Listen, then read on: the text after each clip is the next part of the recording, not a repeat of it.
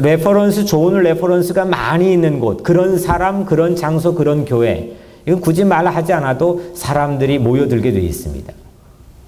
저는 우리 교회가 그런 교회가 되었으면 좋겠습니다. 그리고 여러분들이 하는 모든 일들이 그런 일들이 되기를 주의 이름으로 축복합니다. 저도 사람을 모이게 하는 존재가 되고 싶습니다. 솔직히 말하면 제가 갔는데 사람이 흩어지면 안 되잖아요.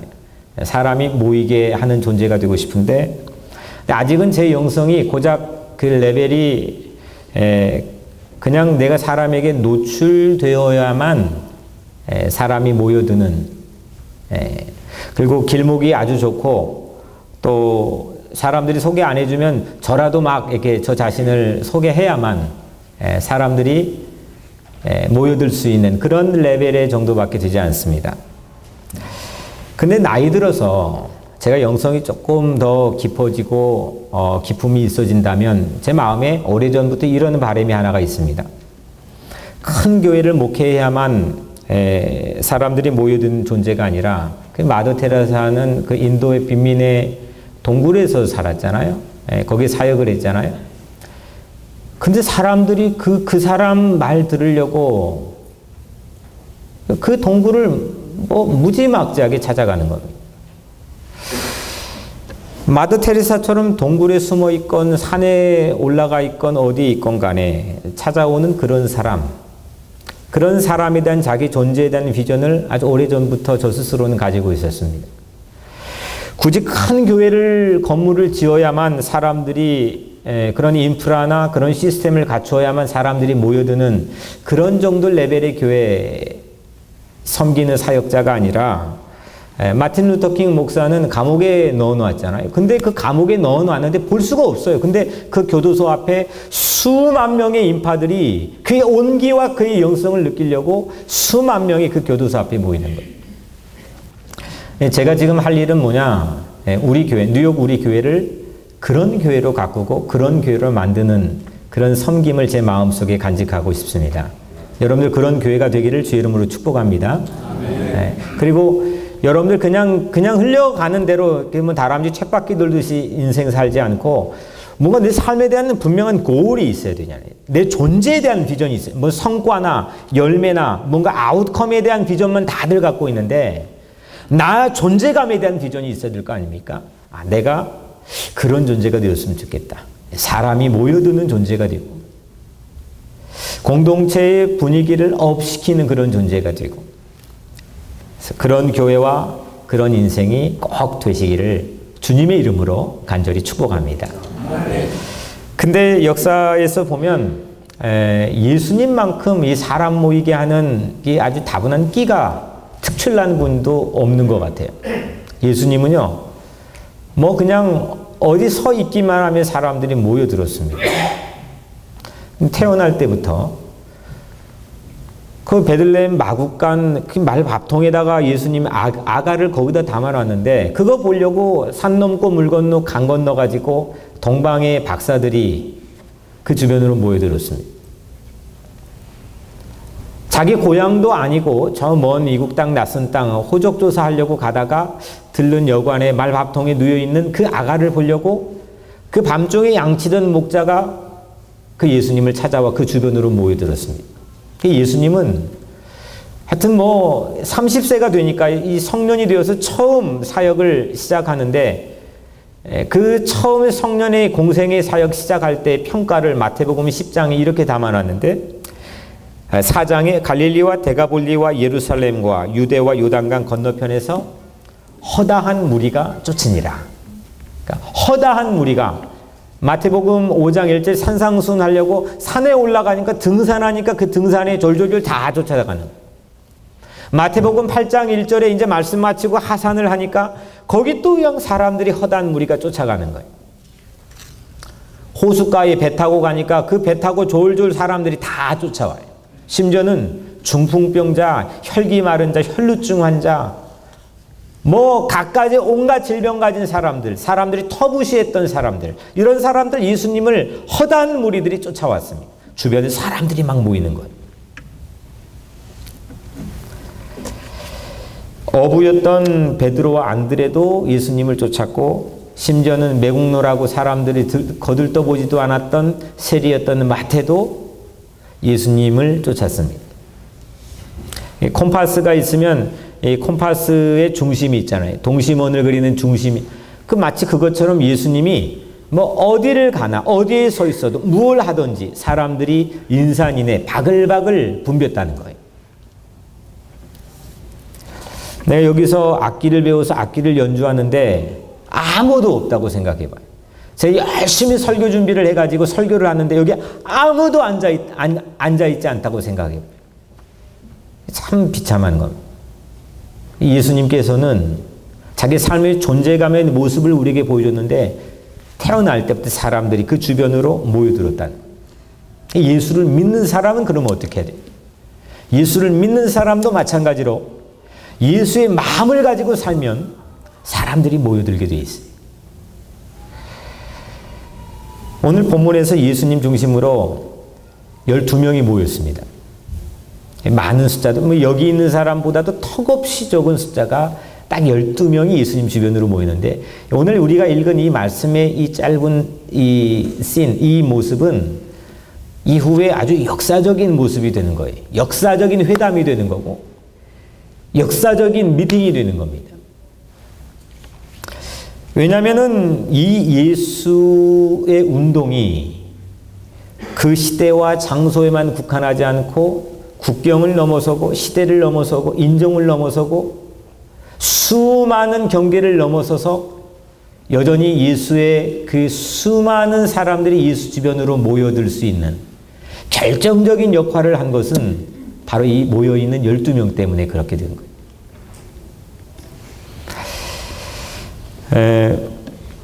미국의 세계 제1의 기업이라고 하는 빌 게이츠가 있잖아요. 이게 1975년 마이크로소프트사를 창립해 지금 세계 1위 기업이 되었는데, 물론 그가 가지고 있는 천재성이 충분히 있다고 저는 고려해 봅니다. 하지만 그 주변에 이 인재들이 포진해 있는, 호화로운 인재들이 포진해 있는 모습을 보면 그의 저서에 이런 구절이 저는 매우 인상 깊게 들었습니다. 자기는 정말 자기와 함께 팀워크를 이뤄서 정말 실력을 발휘할 수 있는 인재를 만나게 되면 자기의 전용기를 타고 꼭 그 인재를 방문해 모셔온다는 거예요. 삼성에 지금 뭐 그냥 우리나라에서는 잘 놀았지만 세계에서는 좀 뭐 그랬다가 지금 세계 초인류 기업이 된 거기에 일했던 고위 간부가 쓴 책에 삼성 경영 전략이라는 책을 봤는데, 거기에 보니까 그 삼성 기업이 21세기 들어오면서 새로 이 체질 개선을 하면서 걸었던 모토가 인재 경영이라는 거예요. 사람을 세우는 게 최고의 우선에 두겠다는 겁니다. 심리학자, 유명한 미국의 심리학자인 메슬로라고 하는 사람이 링컨, 루즈벨트, 아인슈타인 뭐 이런 역사에 남은 사람 30명을 딱 모아다가 이 사람들이 공통점 15가지를 뽑았는데, 그 중에 첫 번째 공통점이 네트워킹이에요. 누구하고 만나고 누구하고 모임을 하고 누구하고 인맥을 쌓고 있느냐, 이 네트워킹이에요.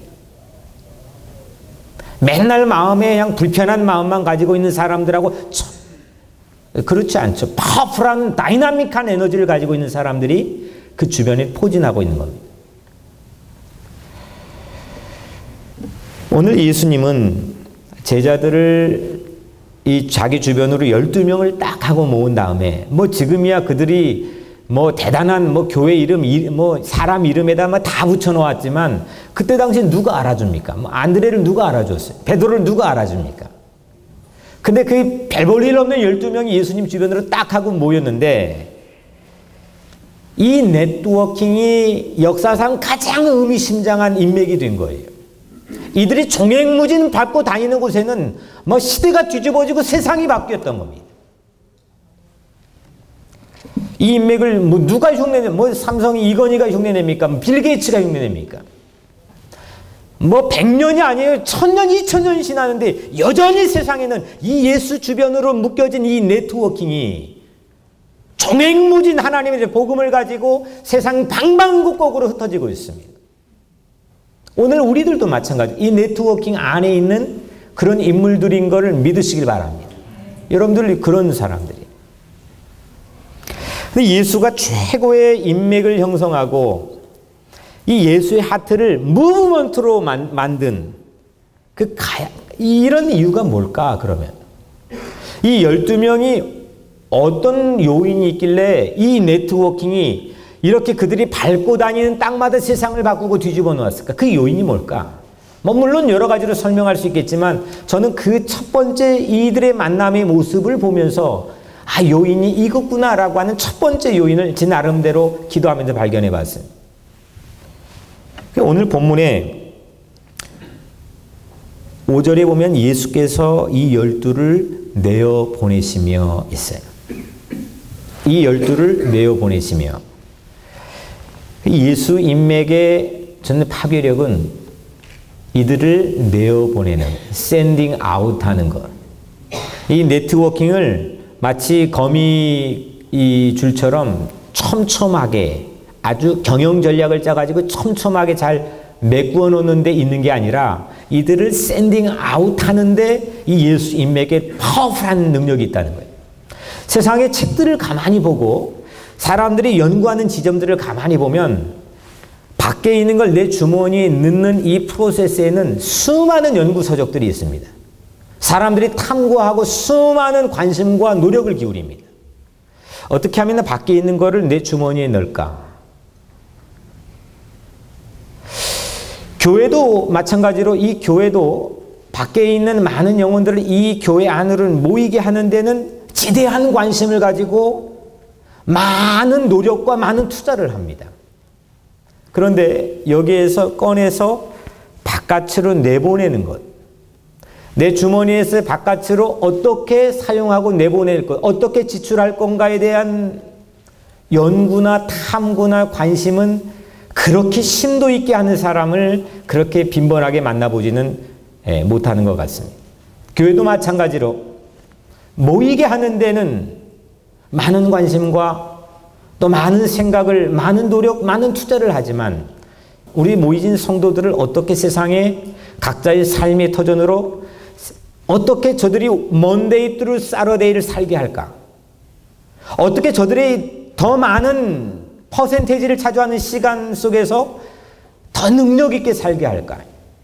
저들이 필요한 곳에 어떻게 보낼까? 이런 거에 사람들이 많이 관심을 갖지 않는 반면에 예수님은 첫 번째 이 모인 회집에서 예수께서 이 12를 내어 보내시며 했어요. 오죽하면 이들의 별칭을 사도라고 불렀는데 영어로 apostle이잖아요. 근데 이 뜻은 보냄받은 사람, 파송받은 사람. 그러니까 오죽하면 자기 아이덴티티가 나는 보냄받았다 뭐 이런 거예요. 그래서 사도라고 불려진 거예요. 그리고 그게 2절에 사도라고 불려진 게 5절에는 예수께서 이 12를 내어 보내시며, 내어 보냈다는 거하고 사도하고 똑같은 의미, 똑같은 어원이에요. 그러니까 이 사도들은, 제자들은 첫 번째 자기의 삶의 자기 존재 의식이 뭐냐? 나는 내어 보냄을 받은 사람이다. 나는 이래봬도 예수가 파송한 사람이다. 예수의 하트와 예수의 뜻과 예수의 정신을 가지고 그걸 필요하는 모든 곳에 나는 파송을 받은 사람이다. 이게 사도들의 자기 존재 의식이었습니다. 저는 여기에 이 12명의 파워가 다 담겨 있다고 생각합니다. 물론 우리가 콜링도 받지 않았는데 샌딩을 하는 건 이건 불가능하겠죠. 부름을 받아야 내가 뭐 보내건 뭘 하겠죠. 들어와야 나도 뭐 내보낼 수는 있겠죠. 하지만 대부분의 많은 에너지와 시간을 모이게 하는 데만 집중한다면, 손님을 맞아들이는 데만 집중한다면 이거는 더 큰 네트워킹의 파워를 우리가 막아서는 결과를 우리가 초래할 수도 있다는 겁니다. 뭐 우리 잘 아는 얘기지만 이스라엘 국토가 저 위에 갈릴리 호수가 있습니다. 조그맣게 있습니다. 그 갈릴리 호수를 타고 저 남쪽으로 요단강이 졸졸졸 흐릅니다.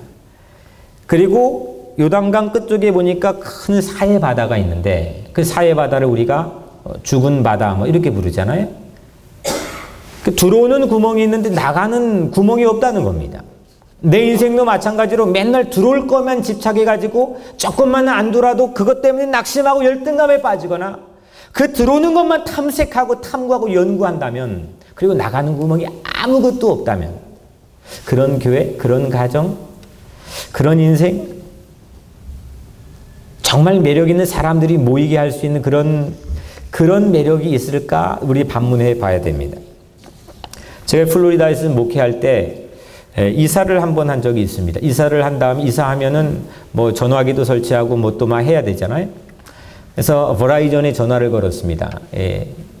우리 전화를 좀 다시 재설치를 해야 되는데 와서 도와달라고 부탁을 했습니다. 그래서 회사에서 한 사람을 보냈는데 전화 수리공이 저희 집에 왔습니다. 아주 뭐 능숙한 솜씨로 뚝딱뚝딱 하는데 모든 게 다 셋업이 끝났습니다. 끝나고 나서 제가 기계치거든요. 뭐 이렇게 뭐 이런 거 만지는 거 정말 젬병입니다.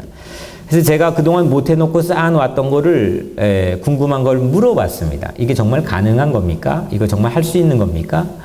뭐 도와달라는 게 아니고 물어봤습니다. 그런데 이분이 팔을 걷어붙이고 이분은 시간이 돈인 분이에요. 자기가 한 일의 시간에 따라서 그만큼 자기 수입이 생기는 분인데 1시간이 넘도록 정말로 내 일처럼 도와주는데요. 제가 진짜 등골이 오싹해졌어요. 와, 그냥 단순히 도와달라고 한 게 아니라 뭐 물어본 건데 모든 일을 도와준 거예요. 그리고 나서 제가 이 말씀을 드린 이유는, 그리고 나서 이분이 저에게 아주 매우 감동적인 말을 했습니다. 그분이 저에게 이렇게 말했습니다. 오늘 제가 당신 집에 온 거는 물론 버라이전 상부 이 회사의 지시로 내가 당신 집에 연락을 받고 왔지만, 사실 내 마음속엔 나그네 같은 당신을 돕게 하려고 하나님께서 나를 보내셨을 거예요. 이렇게 말하는 거예요. 물론 한국말로는 안 하고 영어로 이렇게 저에게 말하는 거예요. 제가 목사인지는 모르고. 그리고 저에게 마지막 말로 이렇게 했어요. 오늘 나는 당신 때문에 너무 so happy했습니다. 이 말을 듣고 있던 저는 진짜 등줄기 전기가 쫙 하고 오는 것 같아요. 저도 뭐 그래도 명색이 신학교 졸업하면서 부름받아 나서님은 하면서 나왔거든요. 그리고 아골골짝 빈들에도 어디든지 가오리다 하고 나왔어요. 지금 뭐 제 마음이, 솔직한 마음이 성찰이 어떨지는 모르겠지만 여하튼 그렇게 하고 나왔어요. 소명감이, 사명감이 뭔지, 세상에 필요한 곳에 파송받은 그런 마음과 결단을 가지고 나왔어요. 그런데 이렇게 충격적인 얘기를 프랙티컬하게 들은 적 거의 처음이었던 것 같아요. 내가 당신을 위해서 왔는데 하나님이 당신 같은 나그네 같은 이민자에게 나를 아마 보내셨을 거예요. Today, 나 오늘 너무너무 행복했어요. 당신 때문에. 그리고 자기 차에 가서 뭔가를 꺼내왔어요. 그리고 제게 딱 보여줬는데 아주 정말 날띠 낡은, 얼마나 읽었는지 모르겠는데 날띠 낡은 성경책 한 권하고, 얼마나 만졌는지 모르겠지만 그냥 닳고 다른 큰 대못 하나를 저에게 가져와서 보여줬어요. 자기 차 옆에 바로 운전석 옆에서 꺼내가지고 보여준 거예요. 저는 그분이 한 말입니다. 저는 대못을 만지면서 늘 예수님 못 박힌 손을 생각하고 그 예수님 못 박힌 손으로 나를 밀어주면서 세상에 필요한 곳에 나를 보냈다는 그런 마음을 가지고 살고 있습니다. 이런 얘기를 제게 해주는 것. 오늘도 이 말씀을 준비하면서 그런 의식으로 한번 다시 재무장해 봤어요. 오늘 조 목사의 등을 예수님이 피 묻은 못자국 난 손으로 등을 쫙 밀어주면서 저 필요한 영혼이 기갈하고 말씀이 기갈해서 피곤한 저들의 삶에 나를 보내줬다라는 의식을 가지고 오늘 써봤습니다. 오늘 여러분들도 각자의 삶의 주변에 있는 모든 사람들에게 그렇게 보냄받은 자라는 의식을 가지고 여러분들이 살게 되면 여러분들의 삶이 어떨까요? 저는 분명히 달라질 거라고 생각합니다. 우리 모두는 보냄받은 사람들입니다. 남편을 섬기기 위해 하나님에게 보냄받은 사람, 그게 누구예요? 아내. 아내인 나는 그냥 일상적으로 가정을 그냥 섬기는 게 아니라 나는 남편을 돕고 섬기기 위해서 보냄을 받은 사람. 그만큼 막중한 임무가 있기 때문에 나의 존재 의식이 있는 겁니다. 거꾸로 아내 행복을 위해서 보냄받은 사람, 그 사람이 누구예요? 네, 남편. 옆집 아저씨하고 아줌마하고 살지 않고 남편하고 아내하고 살아야지. 서로를 위해서 나는 당신을 위해서 보냄받았다. 나는 당신을 위해서 보냄받았다. 그 사랑하는 성도들을 위해서 보냄받은 심부름꾼, 이게 바로 여기 앞에 서 있는 목사입니다. 나는 여러분들을 위해서 보냄받은 심부름꾼입니다. 또 우리 교회 직분자들은 이 목회를 하는 목사를 돕기 위해서 세움을 받은, 그 서로 간에 이런 마음을 많이 가지고 산다면 그 공간이 어떨 것 같아요? 저절로 살아나는 거 아니겠어요? 저절로 행복할 수 있는 거 아니겠어요? 모두 저 사람 나에게 이걸 분명히 내가 하나 줬으니까 이거 하나는 0.5개라도 줘야 되는데 왜 나에 안 들어오지? 이것만 의식하고 살면 서운해지는 거예요. 근데 내가 누군가를 위해서 보냄을 받은 사람, 이건 사고의 혁명입니다.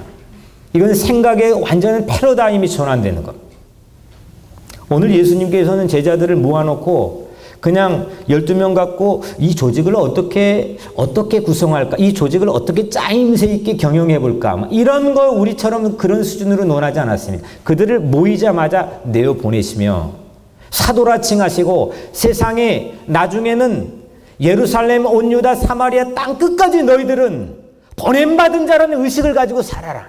너희들이 감옥에 가든 어떤 자리에 처하건 누구를 만나건 그 의식을 잃지 마라. 이게 제자들입니다. 이게 예수를 따르는 사람들이고, 모으는 데만 집착하며 여기에서 있는 거를 열로 넣는 프로세스, 이 판촉의 과정에만 열을 올리고 내 삶의 시간과 에너지를 소비하는 인생이 아니라 거기로 사람들 절대 안 모여든다니까요. 아무리 키워봐요. 그 사람들 알아줄 것 같죠? 속으로는 다들 오히려 젤러스예요. 질투예요. 정말 나와 함께하는 그런 네트워킹의 마음을 가지고 모여들지 않아요.